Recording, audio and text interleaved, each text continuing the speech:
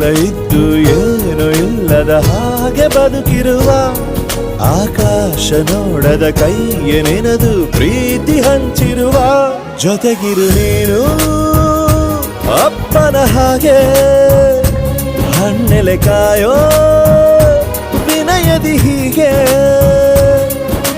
ನಿನ್ನನು ಪಡೆದ ನಾವು ಪುನೀತ ಬಾಳು ನಗು ನಗುತ್ತಾ ಬೊಂಬೆ ಹೇಳುತ್ತೈತೆ ಮತ್ತೆ ಹೇಳುತ್ತೈತೆ ನೀನೇ ರಾಜಕುಮಾರ.